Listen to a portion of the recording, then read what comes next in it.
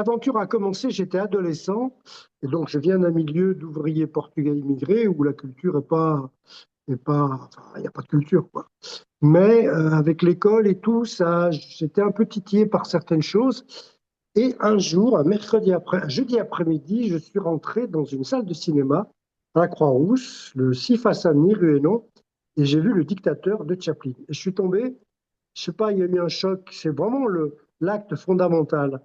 Je suis ressorti et c'était 14 heures, donc je sors de la séance à 16 heures et j'ai bouffé, je crois, mon argent de poche de la semaine en regardant les trois séances ou les deux ou trois séances qui ont suivi. Et là, j'ai commencé à m'intéresser au cinéma. J'ai bouquiné tout ce que je pouvais sur Chaplin en allant emprunter des bouquins à la Bibliothèque nationale. J'ai commencé à fréquenter les ciné-clubs et c'est là que j'ai rencontré un garçon qui s'appelait Michel Berthaud.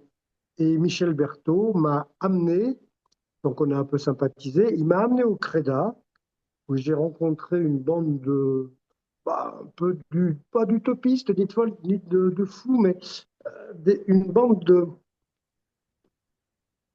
d'inspirés, j'aime bien ce mot-là, inspirés par des choses que je ne connaissais pas, et notamment le cinéma underground. J'ai découvert le cinéma underground, j'ai pas, j'ai eu du mal à rentrer parce que bon, je ne parlais pas beaucoup, enfin je parlais pas anglais, je n'étais même pas encore au niveau du bac. Et quand on nous balance des films une heure et demie de dialogue entre deux personnes sur une plage en anglais, là on est complètement largué. Euh, voilà. Donc ça a commencé comme ça. J'ai continué parce que c'était pour moi une manière d'ouvrir. C'était une fenêtre sur un monde que je ne connaissais pas et que j'avais envie de connaître, que j'avais envie d'apprivoiser.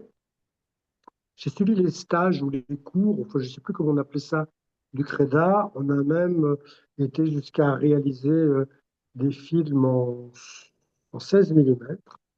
Non, en Super 8, non, 16 millimètres. Si je me souviens, je crois que je dois encore avoir une bande.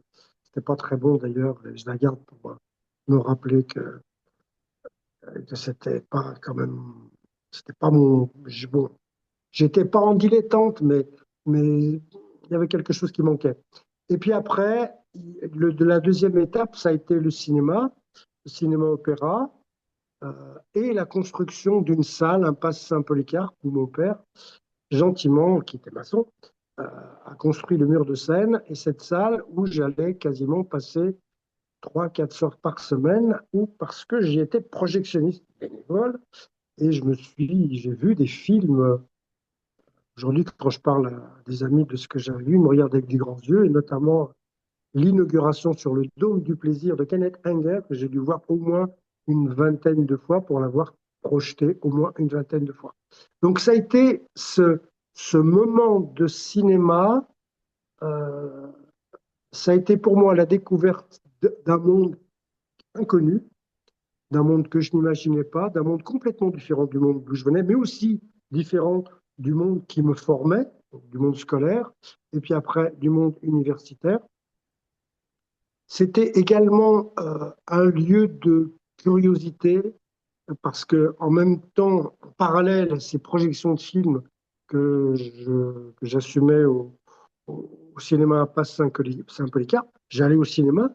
Je pense qu'à un moment, je devais voir 3 films par jour entre ceux que je projetais, celui que je voyais l'après-midi au cinéma en sortant de la fac, et puis celui que je regardais parfois à la télévision parce qu'il y avait quelque chose. Je mangeais du cinéma. Je pense qu'il y a eu une overdose de cinéma que j'ai pu prolonger après lorsque j'ai commencé ma entre guillemets, carrière de journaliste parce que je menais en parallèle deux métiers, un métier dans l'économique et puis un métier dans la presse comme pigiste. Et j'ai eu pendant 5 ans l'opportunité d'assurer la chronique cinématographique du quotidien Lyon Matin qui entre-temps a été fusionné avec Le Progrès. Et ça a duré jusqu'à la fin des années 80, cette consommation de cinéma. Je peux parler de cinéma pendant des heures et des heures. Et puis en 80, fin 80, il s'est passé quelque chose de je sais pas, un déclic, je suis incapable de l'expliquer, mais j'ai plus jamais mis les pieds au cinéma. C'est-à-dire que du jour au lendemain, c'était terminé, j'avais plus envie d'aller au cinéma. Sans doute parce que depuis le début des années 80, je faisais de la critique musicale et théâtrale de manière très soutenue, puisque j'assumais ça à Lyon Matin, et que lorsqu'on est au théâtre ou lorsqu'on est au concert, les acteurs, les musiciens, ils sont là, ils sont devant vous, ils respirent, ils vivent, ils peuvent. La même pièce n'est jamais la même le premier jour ou le jour suivant. Je crois qu'il m'a commencé à manquer au cinéma ce rapport de proximité, ce rapport au vivant qui m'en a éloigné.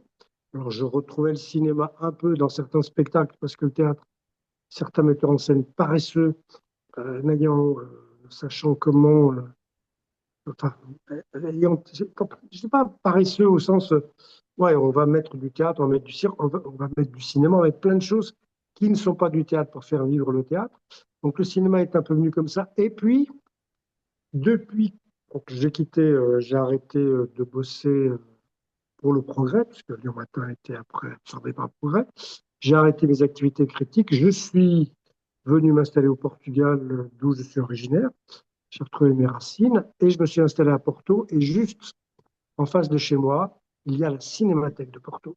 Et la Cinémathèque de Porto, c'est trois, quatre films par jour, différents, tous les jours. Et là, c'est une programmation internationale. Je retrouve 50 ans après, parce que c'est à peu près ça, l'esprit qui animait ce groupe de jeunes réalisateurs, de jeunes fous amoureux et passionnés de cinéma, d'un cinéma différent, je le retrouve ici et j'ai eu, c'est drôle, il y a 6, 7 mois, l'opportunité de revoir, 40 ans après, l'inauguration sur le Dôme du Plaisir de Kenneth Anger. Voilà un peu ce que je peux dire sur cette aventure, euh, ouais, sur mon rapport au cinéma, comment je l'ai construit et comment le cinéma, c'est surtout ça, comment le cinéma m'a permis, par des rencontres, par des opportunités, de dériver vers la chronique musicale et théâtrale, qui est l'essentiel en fait de ma vie. Je pense avoir vu plus de 12 000 spectacles et c'est le cinéma qui m'a amené là.